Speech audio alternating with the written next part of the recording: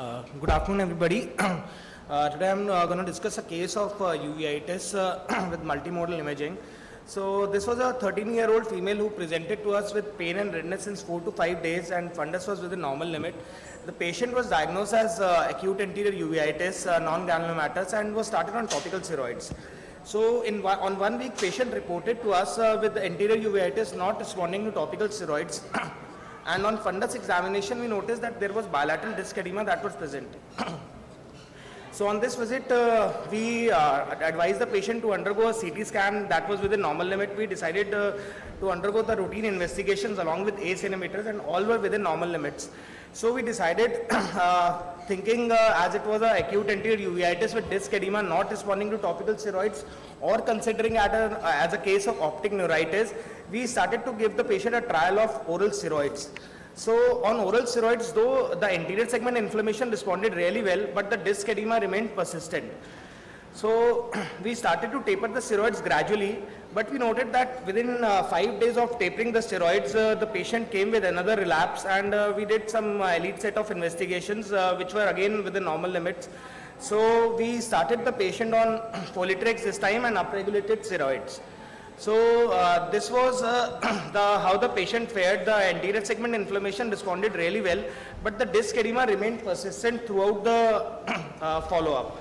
So again, as the disc edema was persistent, we started to add another immunosuppressant to the patient, and within 5 days the patient again reported with the yellowish white lesions all along the posterior pole. You can see here probably at the level of the choroid, and there were yellowish white nodules present in the periphery. So then I went retrospectively to the previous images, and I noted that we were concentrating so much on disc edema that we missed these subtle lesions which were present on the posterior pole on the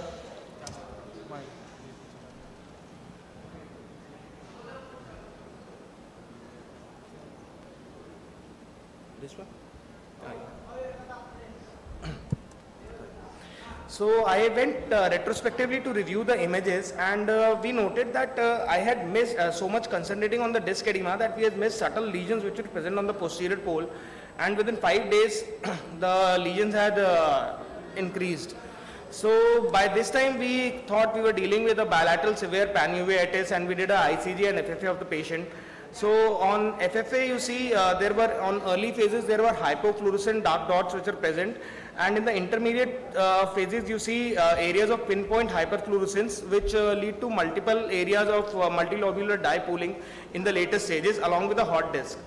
And ICG revealed fizziness of the choroidal vessels, and there were hyposenescent dark dots which are much more in number as compared to the lesions that were seen, and they remained hyposenescent throughout the phases. And on OCT, you see multiple areas of SRF pockets which are present, and RP annulation that was seen. So we made a diagnosis of probable VKH, and in this picture you can see all the features of VKH. There were pinpoint areas of hyperfluorescence, multilobular areas of dye pooling, hyposenescent dark dots on ICG, and SRF pockets that were present with RP undulation. So we decided the patient to start the patient on IV methylpred, and the patient responded significantly well. But by this time the patient was developing signs of liver toxicity. So we withheld the immunosuppressants, and we also did a ENT opinion, and we reached to a diagnosis of incomplete VKH in this patient. So how the patient responded really well to oral steroids, pulse steroid therapy. And we again started the patient on mycophenolate mofetil, but probably the patient was not tolerating it, so we had to shift the patient on Azoran. And she was also counseled about requirement of biologicals, but probably the affordability was an issue.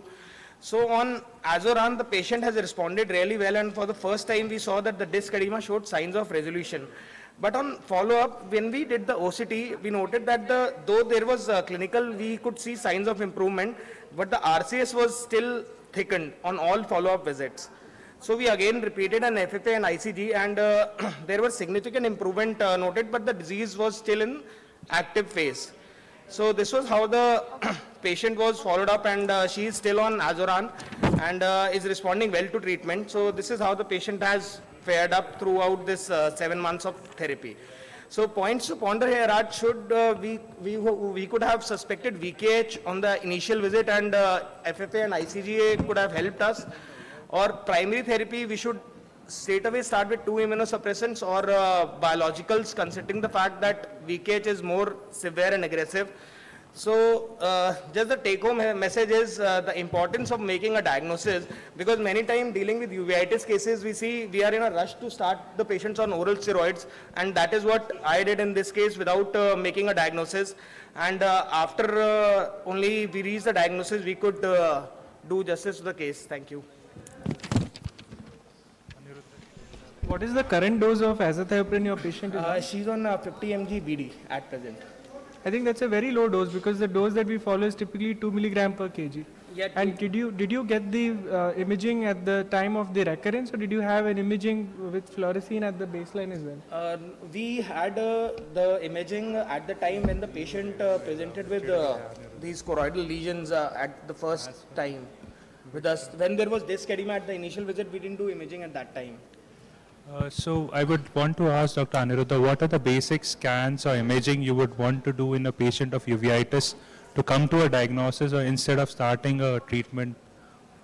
Like this should be done to confirm the diagnosis, because we should not miss out on something like this. Right. And then if we have a VKH and if it is incompletely treated, and then we have that sunset sort of an appearance. So if you are seeing disc edema with some yellowish lesions in the choroid, I think you would go for a fluorescein and ICG at baseline. That's mandatory.